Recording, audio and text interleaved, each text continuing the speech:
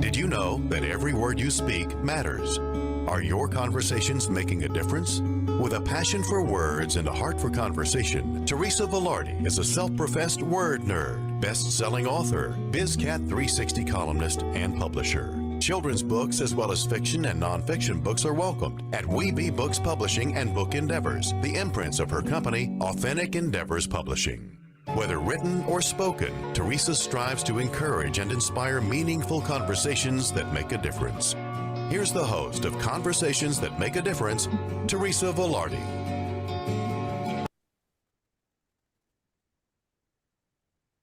Hey everyone, and welcome to another edition of Conversations That Make a Difference. I'm here with two fantastic people, authors of the new book called Unsheltered, and we're going to get to them in just a moment and talk about what this brings to the world and how it enlightens people about what is actually and who is actually part of the unsheltered community. So before we get started, let me just take care of some housekeeping. We have Conversations That Make a Difference is every Tuesday, played on Dream Vision 7 Radio Network at 5 a.m. and 5 p.m. And the live call-in shows are the first and third Tuesday at 5 p.m. Eastern. On the syndicated radio network, Dream Vision 7. You can listen to us online, on your mobile phone, in cars, on YouTube, and by asking Alexa to play Dream Vision 7 Radio Network. So, before we get started, I usually start with a prayer. So let's do the Serenity Prayer, and then we'll get a chance to talk to our guests.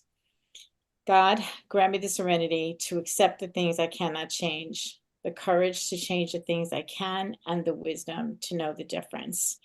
And it is by God's grace that we are fabulous, blessed, and highly favored, living in our greatness, using our gifts and talents, making a difference in the lives of others with passion and purpose, and all of God's great universe is conspiring in our favor.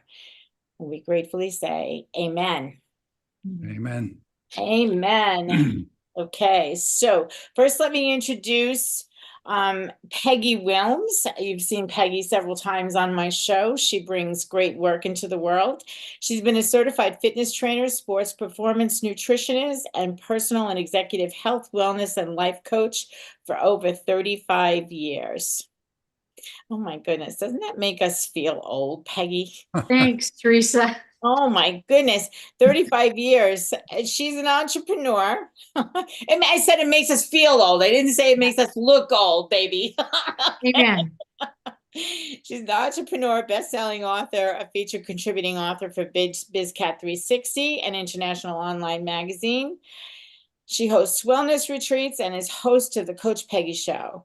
She's spent over 25 years in corporate wellness and has managed a multi-million-dollar medical clinics. Her unique business and worksite wellness programs have earned her multiple awards, and she has 2 sons and 2 grandsons.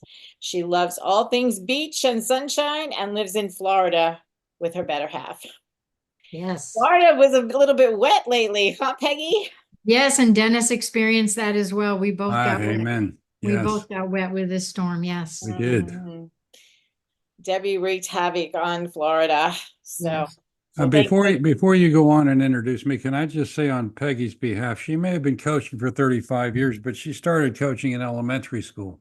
that's right. That's right.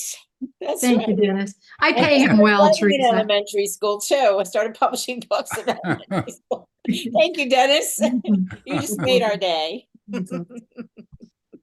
Dennis Pitocco is the founder and CEO of 360 Nation, a multifaceted media enterprise promoting global positivity. In collaboration with his wife, Allie, who serves as Chief Inspiration Officer, Dennis oversees several successful ventures, BizCatalyst 360, an award-winning global media platform, 360 Nation Studios, a producer of uplifting content and events, and GoodWorks 360, a pro bono consulting service for nonprofit organizations worldwide. Thank you for all that you do, Dennis, and welcome to this edition of Conversations That Make a Difference. Neither of these two people are strangers to my show. That's And that's true. a good thing, because that makes that means that you're making a big difference in the world, and you are. So we're here to talk about this new baby, Unsheltered. And on the back of this book, it says, first of all, this book had to be written. I agree. And I'll tell you a little story personally about that. And what comes to mind when you hear the word homeless? Is it their choice to be on the street? Or are they lazy and unwilling to work? Mentally ill, alcoholic, drug addicted, and dangerous? Or dangerous? More than likely, those people are more apt to be offended or whatever, violated by other people than people in the homeless community violating others. So, and that's a lot of things that you learned as you put together these stories. This is a compilation of people who are either homeless, have been homeless and come through it. It's a variety of stories. So I am more than honored to be able to be sitting in the seat with these two people around me from the end of the publishing, from the publishing end of it. You can find this on Wellness Book Endeavors, and it is amazing, amazing. So my first question that I have for you is, Dennis, you and Peggy had a conversation about this first before I got involved. What brought this to your mind as this being a project to help the homeless in the country? Tell me how this came alive. I want that question because I forced him, Teresa. You forced him? I did. Oh, Peggy, all right, that question's for you. And then Look at Dennis, him scratch his you can head. He's come like, back with the oh, here, rebuttal let's if you go. like. Go ahead, Dennis. It is your question. Are you ready for me? Okay, so Teresa, last March I was at a conference at up there with Dennis that he had put together. And honestly, walking around Tampa, which is the streets that he's used to and very familiar with helping this population, I was overwhelmed. Coming from my little fishing town, it's not something that I had come across every single day, and I was very overwhelmed. With the work that he is doing, I sat in his event and I was like, oh, my next compilation book. And I just kept thinking of Dennis. Long story short, I came back and I reached out to him and said, this is what I want to do, but I will not. And I've got the story in the book. I will not do it with anybody else except for you. Wow. So And what was your reaction to that, Dennis? Obviously, she said something that sparked your interest in it and to bring us to this point today. So what was your reaction? I'll give you the difference between what Peggy said to me over a year ago. And, we've been doing this thing we've been doing for about over a dozen years. And because of the size of our author base, and, we get approached a lot, people pitching things all the time. And we've always said no, and then we said yes. And the difference between what Peggy was doing and what everybody else has approached us is it was for good, not for profit. Mm-hmm. And that just cut right through all the so-called negotiation, anything you have to talk about. If you're going to do this for good, and of course, we know the homeless population or the unsheltered population by what we do in nonprofits, it was just music to our ears. So it didn't take long. It didn't take long at all. For her to convince you. But No. And then when Peggy called me and told me about this, I cried. And the reason that I cried is because years ago, probably, I don't know when the movie was out, Same Kind of Different as Me, made by Ron, it's Ron Hall's story, that changed the face of homelessness in the Dallas-Fort Worth area. When I saw that movie, and there were a couple of people in the theater who gave their testimonies about having been homeless. I was volunteering at the local homeless shelter, and I went to the director and I asked, can I tell some of these stories? And as much as he thought it was a good idea, at the time, he wanted to protect the anonymity of the people and would not even consider the fact that they could write anonymously or that their names wouldn't be put into the book. And I tabled the idea because I couldn't get the go-ahead from where I was, but it really spoke to me, spoke to my heart. And then when Peggy came to me and said that you guys were going to put this together, it was like, oh my God, my heart just leaped out of my chest, because I've been wanting to do something like this for a long time and couldn't get the go ahead, and then didn't have the time. And I am so grateful to be a part of it.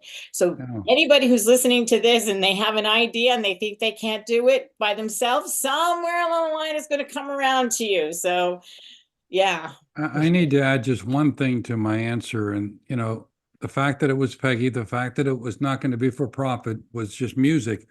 But the other difference, and I didn't realize how hard this would be, frankly, the other difference was this isn't going to be an academic study. This is going to be real people, real voices, real people. The sweet spot for us was people actually on the street. The hard part is, how do you get those stories? Now, I learned that over the months that we were doing it, but it was new to me, gathering stories the way you folks have done it all the time. But every time I hit a low spot, and this just happened, it's like good karma. Every time I felt like, my goodness, I'm not sure I'm going to do this, I would bump into another unsheltered person, whether it be Daniel in Scotland, whether it be Sister Mary here in Tampa. And you walk away saying, that's why we're doing it. And that just recharges your batteries. So, I'm going to ask both of you these questions. But Dennis, I'm going to start with you, since you're talking. What were some of the challenges that you faced in getting those stories? Because, as you said, you have somebody in Scotland, and you travel quite a bit. So some of the pictures in this book were actually taken by Dennis in places that he has traveled with Allie. And what were some of the challenges that you had getting this together, in terms of, were people willing to talk to you? Were they, what were the challenges? That's a brilliant question. There's two sides of that answer. The first answer was the people that we wanted to talk to the most, which are the people that are actually the first rung of the group, and that is the people that are on the street today. That was new to me. I've worked with nonprofits in Tampa and elsewhere over many years, but to walk up and sit down and try to break into a conversation, I didn't know what to expect. After the very first time I did this, and Peggy knows this, I came back and put together what I'll call a street interview guide. Because although I had experience in it and I went through it and I understood it, there were so many other people we were asking, would you talk to homeless people or unsheltered people? So frankly, in the end, the easy part was breaking through that wall of homeless people. Why? Because they are starving for visibility. They looked forward to somebody just talking to them, period, let alone about a book. Yeah, they want food. Yeah, they'd like money, but top of their list is, you saw me, Dennis. And because of that, I'm willing to talk to you. Now, here's the other side of the hard part. And Peggy will understand this. The other end of the unsheltered universe that we were looking to bring into this book were the many nonprofits around the world that actually serve them, figuring, well, gee, they serve them every day. They know who they are. They understand that their mission is to help them. Wouldn't it be great if we got the nonprofits into the book, and not only would they be helping their own community, but they would getting a spotlight shine on them that might bring them more donations, more volunteers.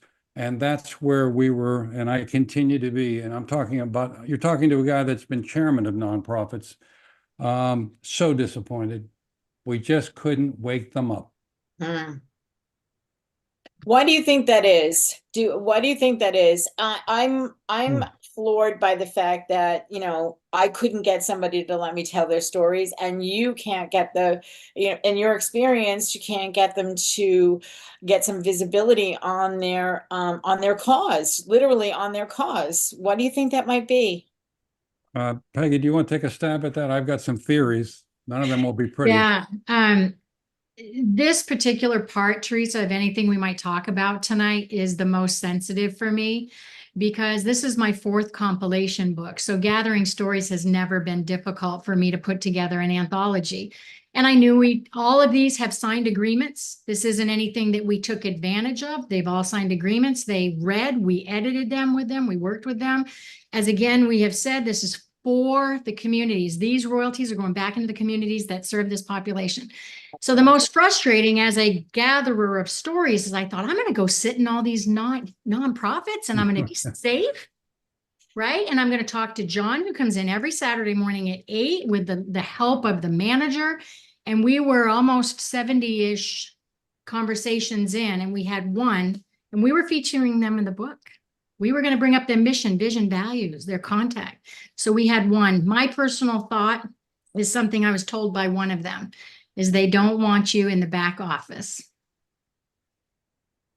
Explain that. They don't want us to see where the money is potentially spent and what actually is done. Now, I can't speak to that globally, but I'd love to have enough information to speak about that globally. But we couldn't. It was unfortunate. So my story is part of my stories about that. Go ahead. I want to balance that with one exception, and that exception is in this book. His name is Blake Brulette. And frankly, I don't know Blake. I didn't know Blake. I came upon him by accident, surfing the net, looking for people that were nonprofits. And Blake stepped up, and Peggy knows Blake now, and he wrote a story, and we're delighted to talk about him because out of 61 nonprofits, he's the one.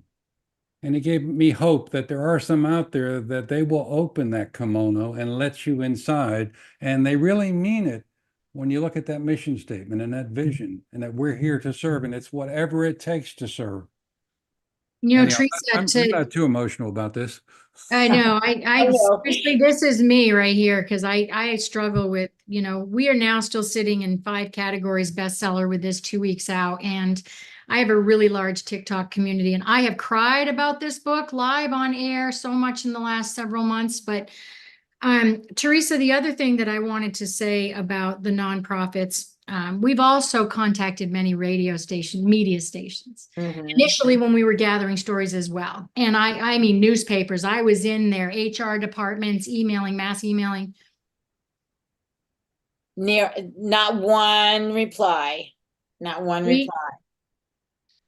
And we're on the other end of the book being out, and we're like, look, we're trying to change the narrative and the perspective globally. These stories are global. And we're still, Dennis and I are still going, how come they're not calling us back? I can't make it make sense. I can't make any sense of that either. Is there such a stigma attached to this topic that nobody wants to talk about it? And I appreciate what you said, Dennis, about people wanting to talk to you. There's a large homeless community in the area where I live. And one day I was in Panera Bread, and this guy came in, and he had everything he owned on his back. It was freezing cold. It was the middle of the winter. I'm in northeastern Pennsylvania.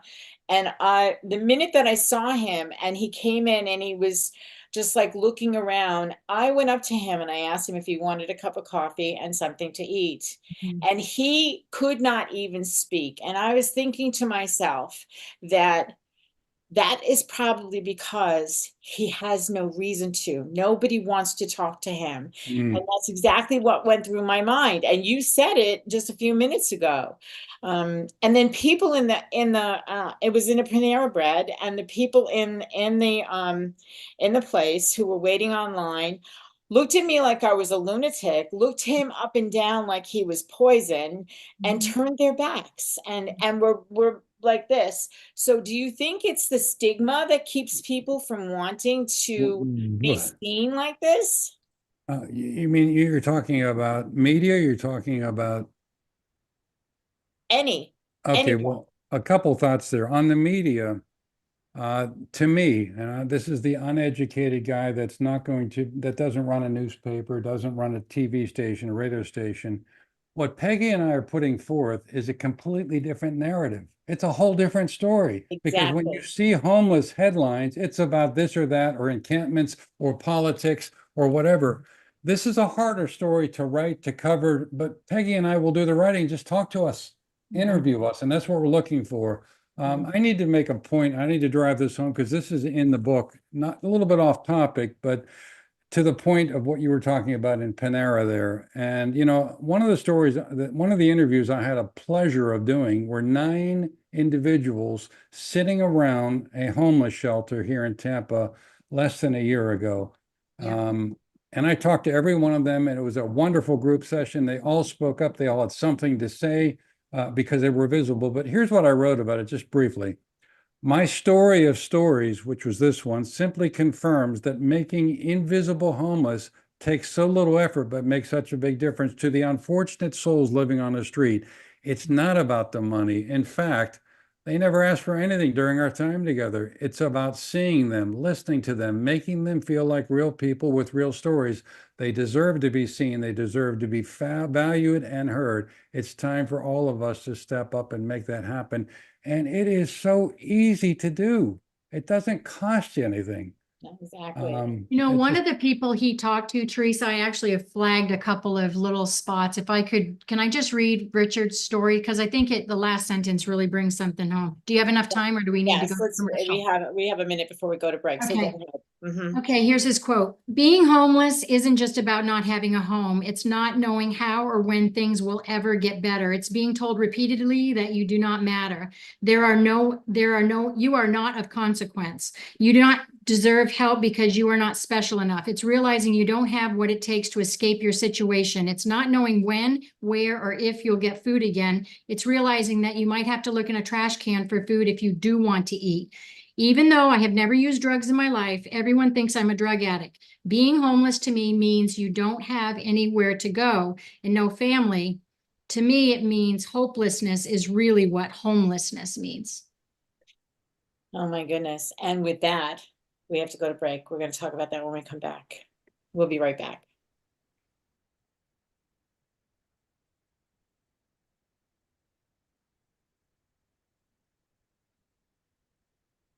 Who said, "Someday I'll write a book," but don't know how to get started?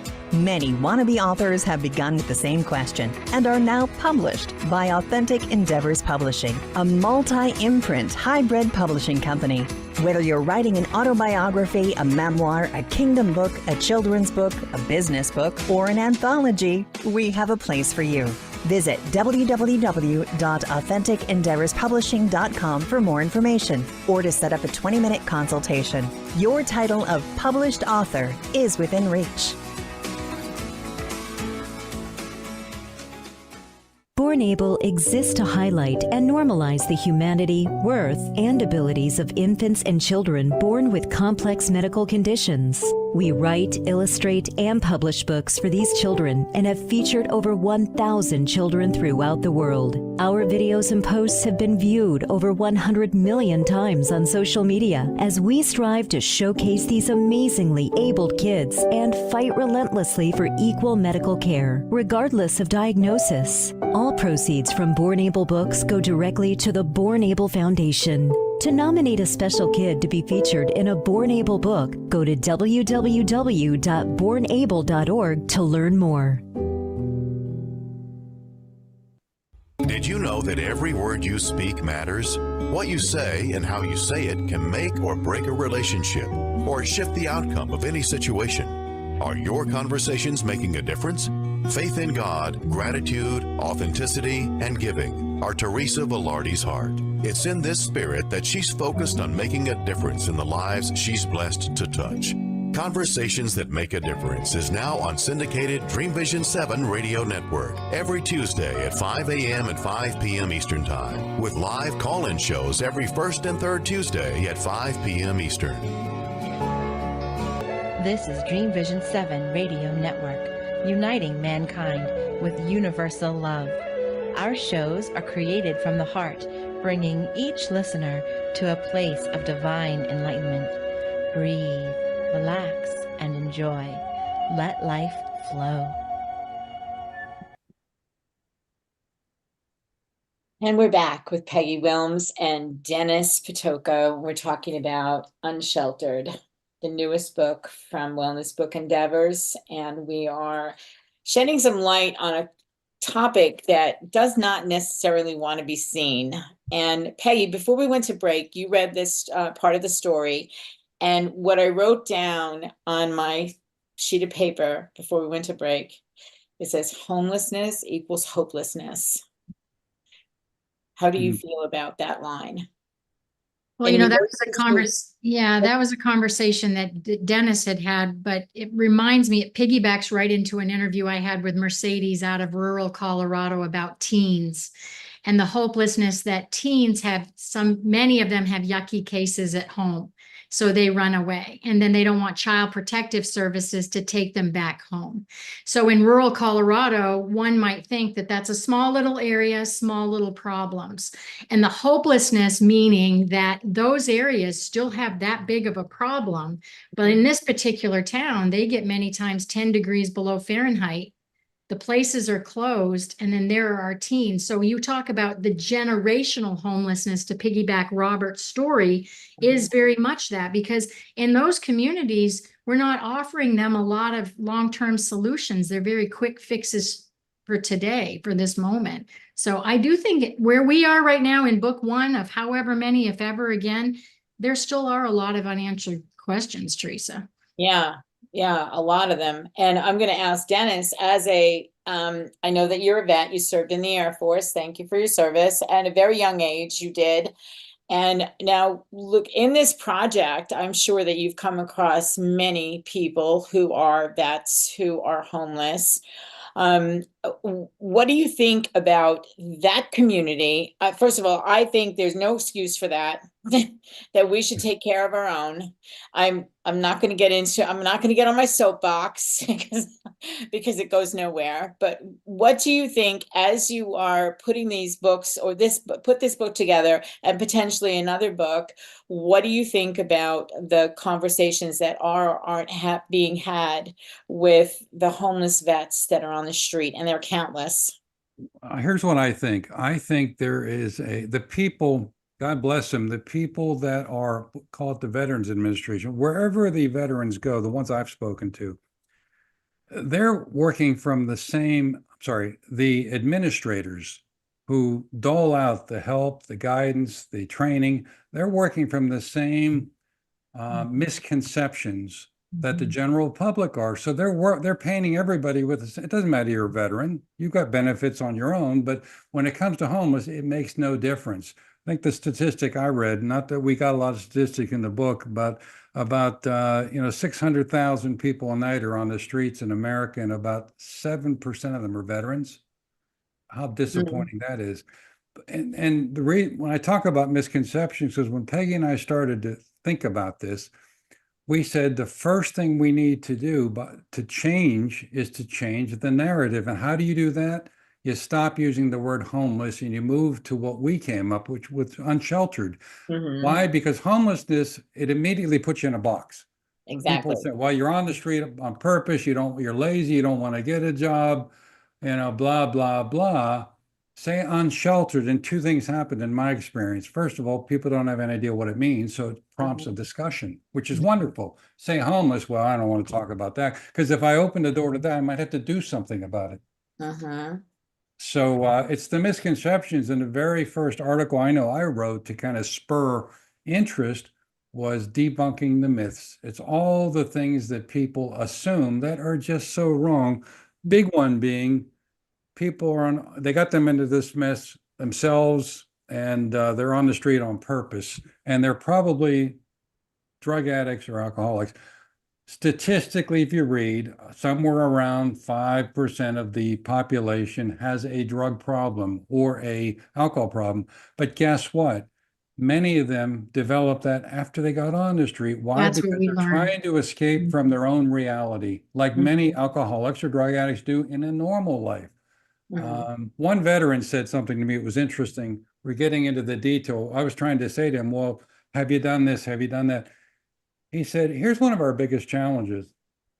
He said, I live on the street. I can barely get my benefits because I can't get a bank account, number one. And number two, I can't go for a job because guess what you need? You need a permanent mailing address, and I don't have one. So little things that people could fix. Veterans Administration could create mailbox stations, things like that. Give them a chance. Bank accounts specifically for, I saw a bank, I was surveying the net back then, and I found a bank somewhere in America that addresses that specifically. I think they're in New York, and they do banking for the homeless. Now, obviously, there's other reasons they do it for PR, but I don't care. As long as they're doing something, right? Somebody's got to do something. Exactly. I Peggy, think what do you the other thing I was surprised about is, well, number one, we chose not to do statistics. We chose, even though David Berenbaum, the Deputy Yep. Assistant Secretary out of HUD in our own country, wrote the forward for this. And we had a conversation with him, and he would agree if he were listening. We just said, this is a global book. We said it over and over. This is not about statistics. This is not about the US. This is not about politics. This is about changing the narrative and perception and trying to come up with solutions. So I just want to make sure we bring that home. For me, what I was the most surprised about is the women and children who need to escape an event. A couple of them are still in hiding. We had to use pseudonym names. And then the mental health. Teresa, we have a brilliant man, Matt Broster out of the UK/Australia. Mental health, mental health, mental health, still rebounding with it, still wants to make a difference. And as soon as he would just get a diagnosis and go in to get some, pharmaceutical care or medical care, something would happen. He wouldn't get the diagnosis, couldn't get the meds, and right back on the streets. And now what's he doing? He's running with the homelessness to teach them how to run, and he's turning his life around. But it was mental health, mental health, mental health stuff as well. We know this. Yeah. And it's sad that stigma is attached to people who are unsheltered. And it's horrible that you can't get benefits because you don't have a bank account and a post office box. Right. Is that ridiculous or what? Or a physician. I know you can't. And this is the other thing that we learned is that, I've had one of them say, look at me. I don't have a beautiful outfit to interview. I don't have shoes that don't have holes. I don't have all of the garb that I need to interview. So right out of the gate, even those who really, really want to do good, and we're not here, Dennis and I are not here to say that there isn't good being done. Right. I want to be real clear about that.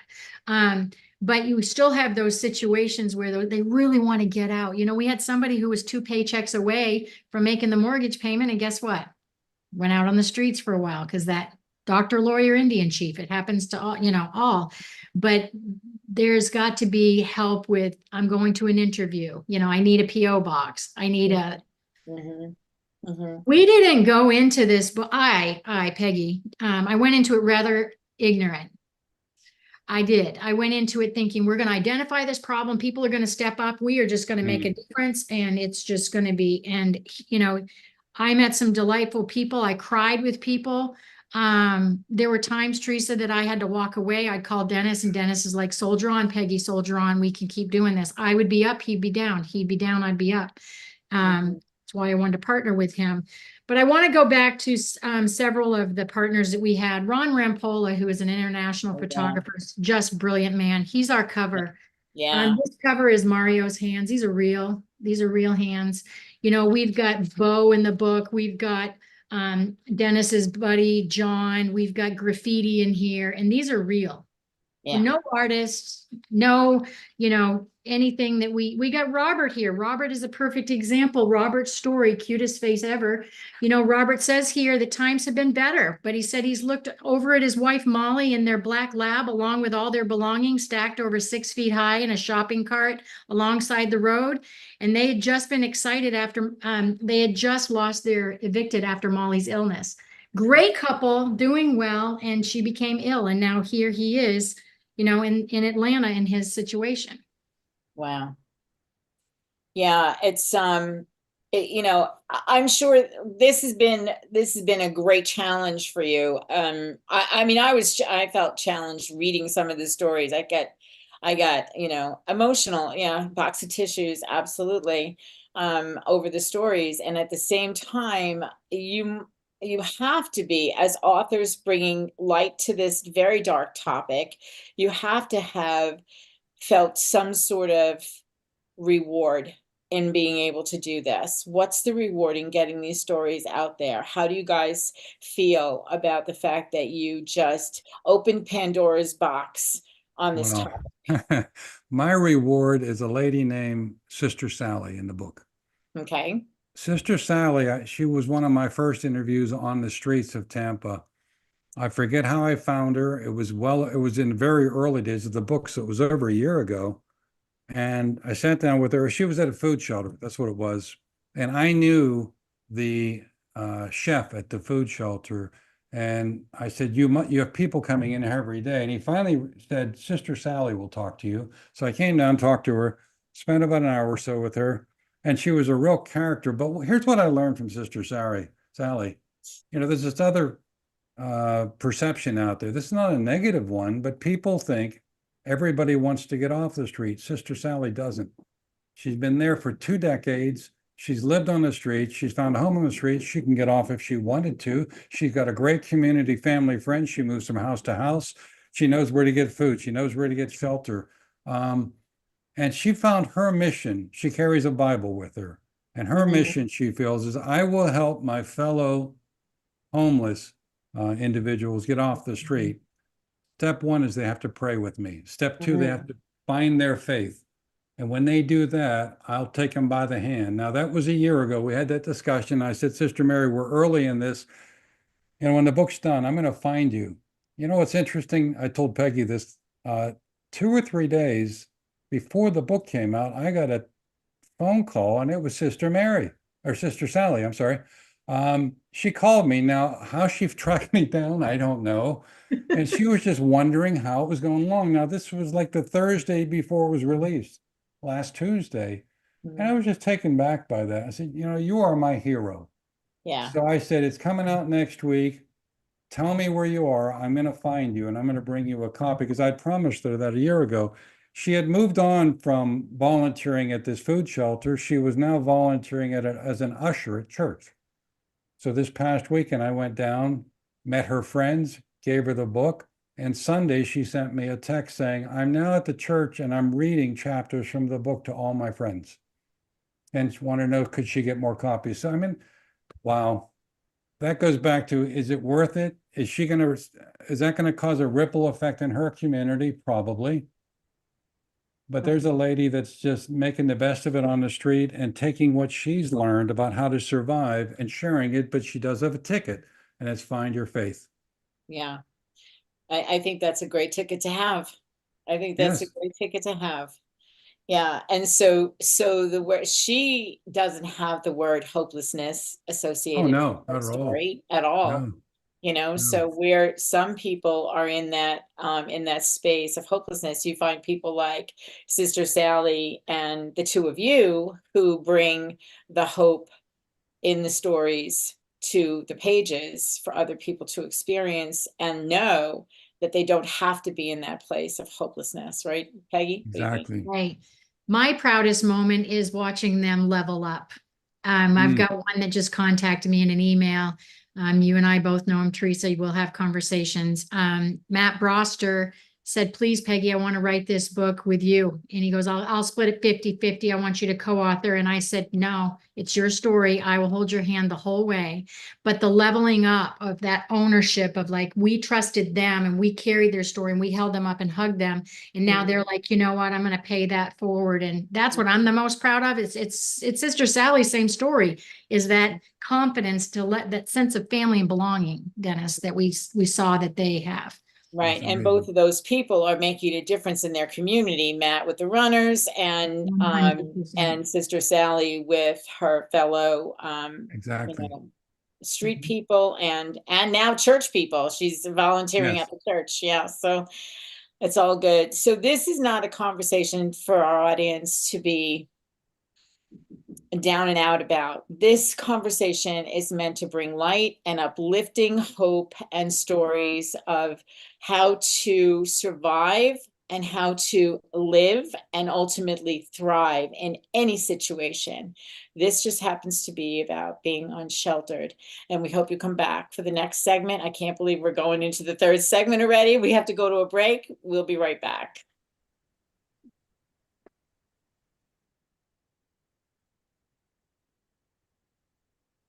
Do you have an uplifting personal story to share? The Daily Gift Book series began with a daily gift of gratitude and a daily gift of hope, both available on Amazon. We're looking for people like you to share a story in our continuing series. Kindness, peace, inspiration, and generosity are just a few of the upcoming topics in the Daily Gift Book series. Your stories matter, and they make a difference. Visit www.dailygiftbookseries.com to find out more on how to submit your story for one of the upcoming titles. With the hustle and bustle of today's world, how often do you practice gratitude? How can you make it a habit? Gratitude is more than putting a smile on your face and being thankful for the roof over your head. It's expanding your perception and finding gratitude for every opportunity and every challenge. Gratitude is a feeling of connection to things higher than yourself, to God, and to others. We focus on light, positivity, and connections. When we join our grateful hearts together, the power of community attracts more people and even more to be grateful for while making a difference. A grateful heart is infectious. Share it. Join our Grateful Hearts community on Facebook. Go to facebook.com/The Grateful Hearts Community and watch your blessings blossom. This is Dream Vision 7 Radio Network, uniting mankind with universal love. Our shows are created from the heart, bringing each listener to a place of divine enlightenment. Breathe, relax, and enjoy. Let life flow. And we're back with Peggy Willms and Dennis Pitocco. I just want to say the Daily Gift book series that you just heard about, the Daily Gift of Gratitude was the first one. Daily Gift of Hope was the second one. These are both available on Amazon. And now the third one coming out is a Daily Gift of Kindness. So, and I would like to invite the two of you to actually submit a story for the Daily Gift of Kindness, because this project that you put your heart and soul in came from that space of kindness. Thank you. Yeah. Well, while you get emotional, Teresa, you know me, I got your back. Tissue, Tito. I want to read something here. The story behind the difference. Here's a quick paragraph. How did you become homeless? I became homeless because all other doors either wouldn't open or were slammed in my face. Hence, I had nowhere to go except the street. My other option was suicide, something that I had failed at for 3 times. So at the time, homelessness seemed like the best option. Oh my You goodness. know, and that was from an actual somebody who I also wanted to say, we have people saying from northern Maine to Mississippi, from Oregon to Tampa, you know, from England to Australia. So many times homelessness follows a person because they don't see the options or haven't, you know, been given hope. So like your book, gratitude, hope, kindness, all those not tangible words that you have to feel are what kept us going. We also, I want to give tribute to Rocky Michaels. Rocky Michaels wrote a story or a anthem. He actually had the video out there and had written this story. I keep saying story, but song, and the words are in the book, The Uncomfortable Truth. It's very difficult to listen to that song and to look at the video, but it does give us hope that we can put out a hand to somebody like I would to Teresa or like I would to Dennis. Why is anybody unsheltered any different? Just say I don't get that. I don't get that. You know, the mindset that I have is that we're all God's people. We help one another. We are all connected in one way or another. So why does one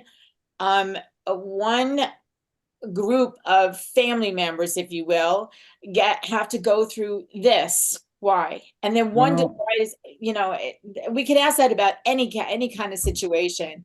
This happens to be front and center. I think part of it is over the many, many years that the media, whenever you see homeless or unsheltered in the newspaper on the front page, it's going to be a middle-aged black man with a chiseled beard and missing teeth. That's the caricature. And that's why our book, as you know, has hands on it. That could be a male, that could be a female, that could be anybody, could be black, could be white. We were very intentional on that. But behind that image is a lot of misconceptions like homeless are dangerous. They're not dangerous. I've talked to people, you know, they spend their lives in fear of us because they get spit on, they get kicked. They're always in search of food, safe shelter. So it's a reversal, but that goes back to why Peggy and I did this. We're trying to, and we're not going to change the world tomorrow, but if we change one ripple at a time, you know, somebody listening to this today, it's just, wow, I never looked at that. And tomorrow they're going to go talk to a homeless person because they never thought of that.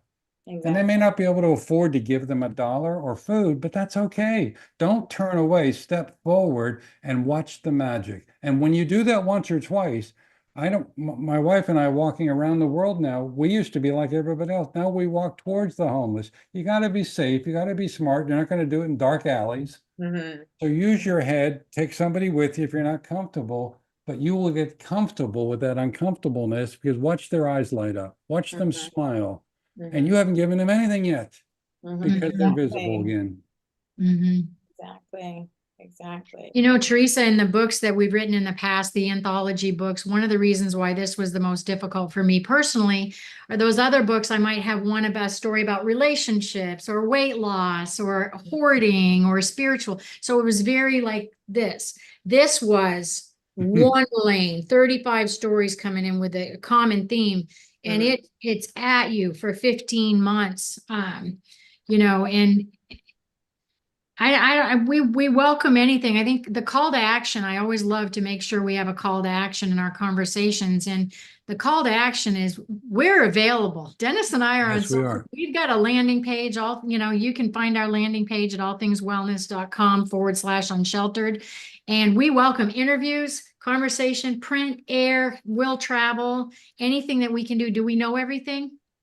Absolutely. Yeah, very good point, Peggy, because we're knocking at the door. Forget the nonprofits, frankly. Think of the media right now. I've now reached out to a dozen media outlets across Tampa Bay, and I didn't just knock on their door. I gave them a piece of the story. I told them it was, for good. Now, I'm still waiting for the first response. So if anybody listening, they may not be in the media, but with everything else, you know somebody who knows somebody Exactly. that can open that door and just get us the opening. We'll talk to them.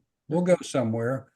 And I My would dream, Teresa, is to find a student in college who is hungry and eager to get that reporting story out, to write that story in the newspaper. Those people who are willing to make a difference, that again are so hungry to change the world. Because guess what? Millennials and post millennials and pre-millennials, they're all there. There's my thumbs up. So we're not putting restraints on whom we'll talk with. Yeah. Very, very looking forward I to find it very interesting that that the media doesn't want to talk about this. I just find it really interesting that this is so hush hush. Well, let's just say to clear it up here, the media does, but it's so statistic driven. It is this number and that number in our town, and we're doing everything, and we're moving the little tent city from here to 5th Street to over to North Avenue. This is different. We want to talk about the people, the stories, the solutions, the perspectives. So we are different, and I'll stand up. We'll both stand up on a mountain to say that. Yeah, and I would absolutely. too. Absolutely. I would too. Absolutely. And so that's the reason that I'm so happy and grateful that you guys put your heart and soul into this, because I think everybody, number one, deserves to be seen. Everyone deserves to have a good life, whatever that looks like. And for Sister Sally, it's being on the street doing what she's doing, bringing people to God, so that's her mission. And the thing is that not everybody who's there, that's not their mission. Not everybody Right. who's in that situation, that's not their mission. But I love the fact that the box has been opened, the stories are out, and that people get And a it's a chance. great gift. So Yeah. Amazon, I woke up this morning to Amazon deciding to put the book on 20% sale. So, Wow. sometimes you don't know what Amazon's going to do. So we were like, okay, there you go. But it's a great gift. I want to see it in doctors' offices. I want to see it sitting in train stations. I want us to be giving one away. Buy one, give one. I had a gal, just a real quick story. One of my gals that follows me, and she was all in tears. She DM'd me and she said, I'm so sad. I ordered the book from Amazon, was so excited to get it. When I got home, it was wrapped inappropriately and was soaking wet. I said, I got one in the mail to you tomorrow. She goes, well, as soon as this dries out, I'm going to give, your new one forward. But those are the stories of, pay it forward here. Pay it forward. Exactly. And that's a story of kindness, that giving it to somebody else. That's a story of kindness, when we don't have, without any expectation, That's the whole thing. I know that there's going to be more stories to come. Dennis, do you think that the conversation we had earlier about the veterans might be a topic that gets unveiled in maybe another edition of this series? Well, I would certainly like, for all the reasons that we can talk about, I would certainly like to shine a light on that segment of the population because they're risking their lives a second time. Exactly. You're So- so I right. think if we ever, choose to do this again, or, even anybody who's interested in doing a documentary, we've had conversations with people about that We same. have. So this has touched, LA. I just want to say that whatever we would be a part of moving forward it would be segments, meaning in one. It's not going to, I don't foresee wanting to ever be a part of, this is just a veteran book and this is Right. just a mom book. No. Right. It is No, a chicken soup of the soul issue. Yep. We're very firm on that. Yeah, And global, I absolutely. keep saying global, but the connection of this, we got stories from India. You've got stories from around the world. You Mhm. have stories from around the world. You have the UK, you have Australia, you have India, you have Canada, you have the States. Where else? Where else? Scotland, Wales. Scotland, yeah. Yeah. Mhm. I, This is not just an American topic. This is a global topic. It's a global, I'm going to say, crisis that needs some intervention, even if it is a conversation. That conversation that you have with someone who's on the streets could make the huge difference in their life. And that's what this Mhm. what this is all about. Absolutely. You Amen. know. So Peggy, you have anything else you want to share from the book? The biggest thing that I learned from this, Teresa, and the story title that I have is I See You. My takeaway from this was being told, Peggy, why do people think I don't see them see me? I see them looking at me and turn away. So I know that they see me. And we heard that several times. I just want to say I'm learning something still about it every single day. And it's okay to read a story in hiding in your little house in a corner and become more informed. It's okay. I challenge people. My last call to action is to watch a YouTube video, read a book, become more informed in maybe a different aspect than you've seen in a newspaper.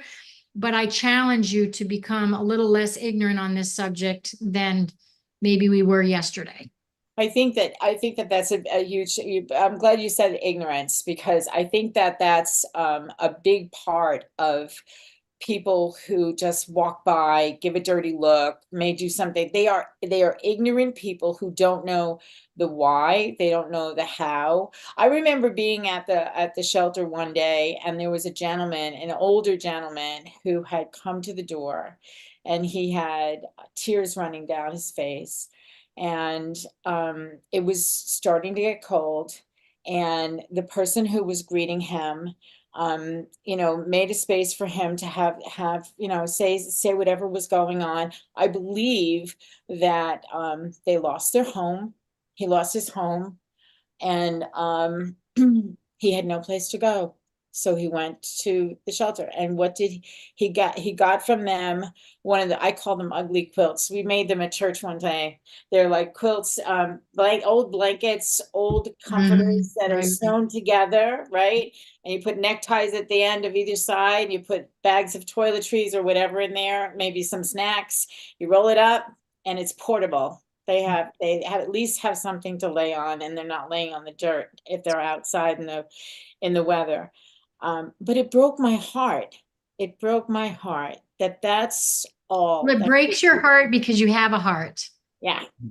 That's what we're asking for, right? Hurt people hurt people. And our teens right now are so ill-equipped that the ones that are on the streets, it's just going to be generational because we haven't taught them how to budget and taught them how to stand up tall and be confident. So we've got to stop this generational kind of lack of knowing as well. Yeah, exactly. Dennis, I just want to thank Dennis for the ride, and I want to thank you for the opportunity of bringing us together. So thank you. One point I'd like to make before we wrap up, and I've learned this already from social media. Peggy and I have been out there blasting this for the last week or so, and we're going to continue. But I already have one guy who didn't pay attention, and his first comment wasn't, "What a great idea," blah, blah, blah. He said, "Are they going to get any of the royalties?" And I went back to him with what about I'm going to say. I said, what I say here is what I said to him. Unlike virtually any other book out there, not just on this topic, but on any topic, it's a for good book, which means there's no profits involved.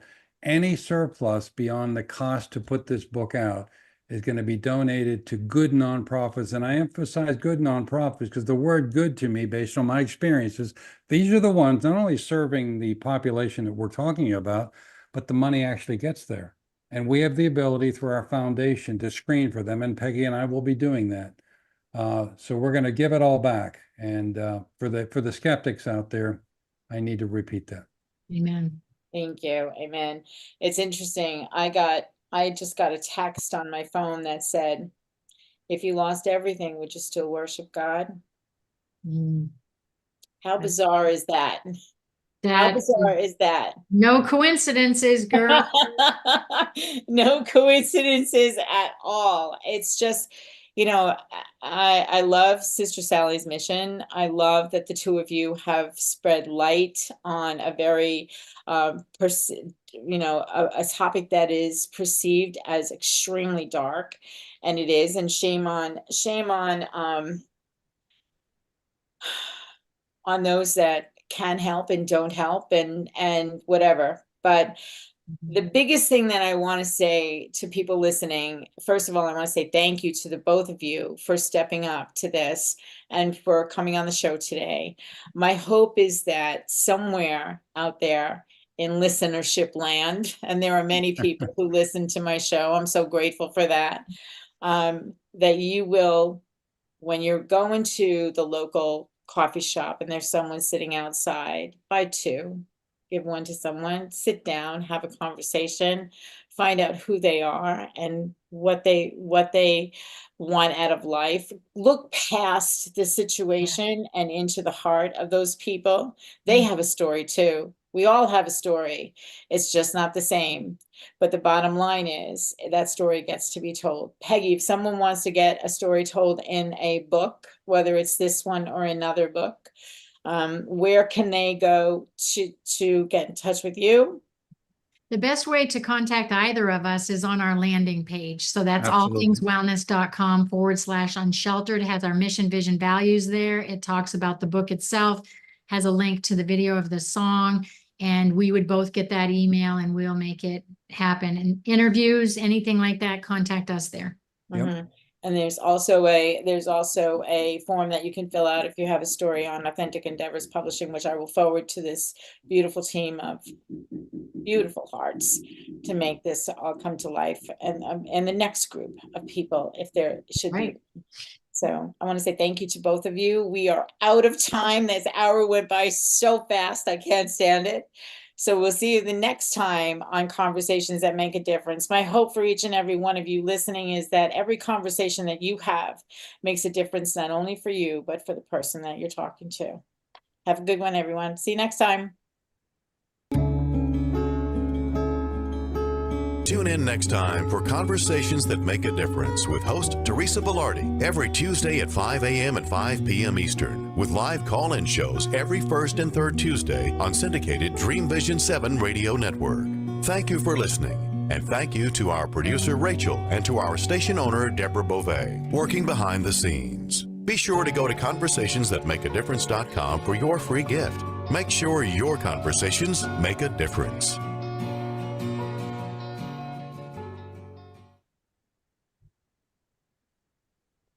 Thank you both. Appreciate you. Bye, hon. Bye. Talk soon. Okay.